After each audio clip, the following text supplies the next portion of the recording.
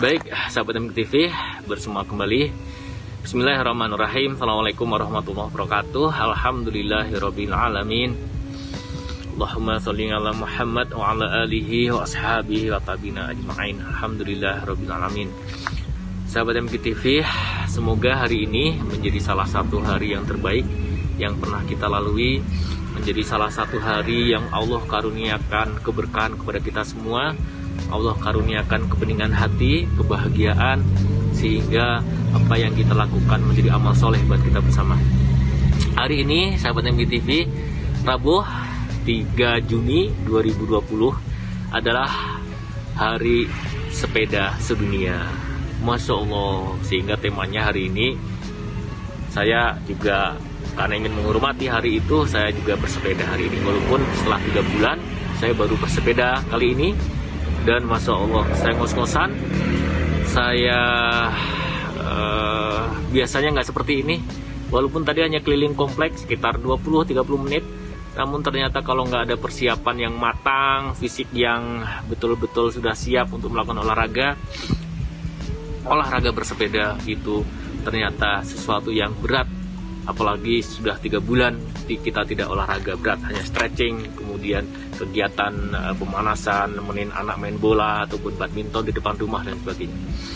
Nah, hari ini di Beranda Inspirasi bersama saya Gatot Kutnakumara ada satu cerita bahwa seekor katak itu Allah tetapkan, Allah ciptakan katak dengan struktur tubuhnya itu adalah dia bisa menyesuaikan dengan kondisi suhu di lingkungannya.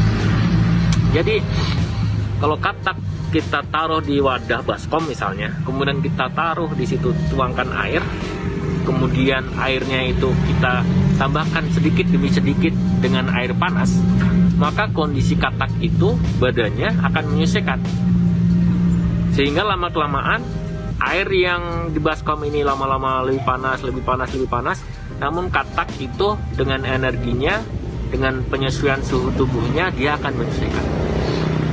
Nah, saat airnya sudah sangat panas, baru kemudian katak ini akan mati kalau kondisi tubuhnya, struktur badannya itu tidak bisa menyesuaikan kondisi panas di air baskomnya. Pertanyaannya adalah, katak ini mati, faktornya kenapa? Syariatnya kenapa?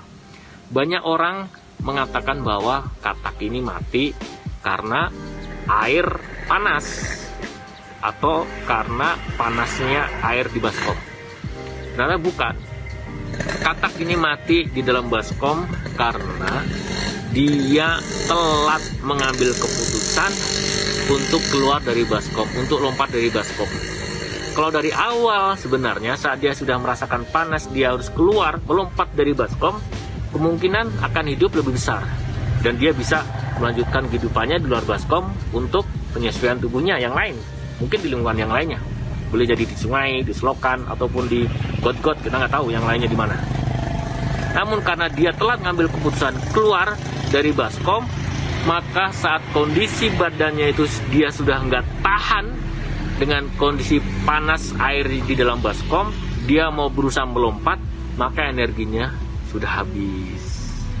Hikmah pelajarannya apa? Pelajarannya adalah kita bisa ambil satu, bahwa segala sesuatu yang ada di depan kita itu pasti diapit ada kemudahan.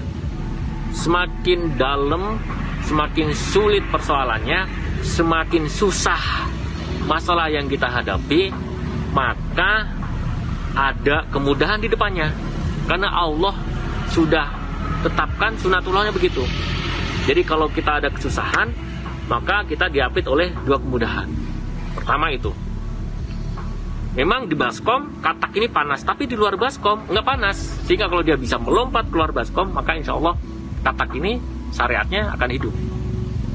Yang kedua, kita jangan telat ngambil keputusan. Kondisi apapun, kondisi yang boleh jadi menekan jiwa kita, menekan perasaan, mengancam. Namun kalau misalnya kita bisa tepat mengambil keputusan, yang sesuai dengan tuntunan Rasulullah Muhammad SAW, maka kita akan selamat. Dan keputusan-keputusan yang kita ambil harusnya adalah dalam bingkai agama kita, Islam. Dan keputusan yang terbaik adalah keputusan di mana keputusan itu mendekatkan diri kita kepada Allah Subhanahu wa Ta'ala. Sehingga ukurannya adalah kalau kita dibuat dua pilihan nih, kondisinya A, B, antara A dan B ini mana yang lebih, kalau kita ambil keputusan mana yang lebih mendekatkan kepada Allah, maka itu yang kita ambil. Kalau misalnya nanti A dan B ini ternyata mandorotnya ada yang lebih besar, ada yang lebih kecil, maka kita ambil yang lebih besar mandorotnya. Kenapa? Karena itulah yang dicontohkan oleh Rasulullah Muhammad SAW. Bagaimana kalau ragu-ragu? Ragu-ragu tinggalkan. Sesuatu yang ragu-ragu itu adalah godaan setan yang harus kita tinggalkan. Sehingga saat kita ngambil keputusan, kita sudah istiqoroh, kita sudah musyawarah, dan yang paling penting adalah kita mohon perlindungan Allah, mohon petunjuk kepada Allah. Sehingga apapun yang kita lakukan, apapun yang kita putuskan, insya Allah itu kondisi yang terbaik yang Allah peruntukkan untuk kita. Termasuk kondisi saat ini. Saya bersepeda, mengambil keputusan, hari ini saya akan keluar bersepeda keliling komplek. Saya harus pakai masker, harus bawa sanitizer, harus bawa sarung tangan plastik yang dipakai buat masak. Kenapa? Karena kalau kondisi darurat harus buka gerbang, harus nyentuh sesuatu biar aman, saya harus bawa. Termasuk jenis sepedanya, apakah MTB atau sepeda lipat, juga perlu mengambil keputusan. Semakin kita bisa untuk mengambil keputusan, maka biasanya kita lebih bijak dalam menghadapi situasi ini, situasi apapun. Karena setiap saat hidup itu adalah pilihan, dan hampir setiap saat kita mengambil pilihan dan mengambil keputusan. Termasuk hari ini rekan-rekan, Rabu 3 Juni 2020, apakah kita akan mengambil keputusan untuk mengikuti new normal lagi COVID-19 atau tidak, tergantung dari kita. Tapi bagi kita, buat Islam, buat umat Islam, buat orang yang beriman, maka sebenarnya tiap hari adalah new normal. Karena apa? Karena barang siapa yang hari ini lebih baik daripada hari kemarin, maka dia orang yang beruntung. Dan apabila orang yang hari ini sama dengan yang kemarin, itu adalah orang yang rugi. Apalagi kalau hari ini lebih jelek dibandingkan hari yang kemarin, maka sebenarnya kita adalah orang yang celaka. Jadi nggak ada pilihan buat kita selain kita harus senantiasa menjadi orang yang beruntung. Caranya bagaimana?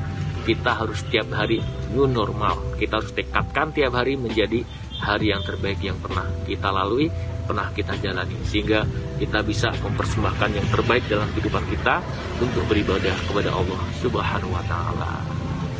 Alhamdulillahirrabbilalamin. Saya sudah sampai di rumah ini, sahabat MKTV, setelah kurang lebih 30 menit keliling komplek naik sepeda, Masya Allah.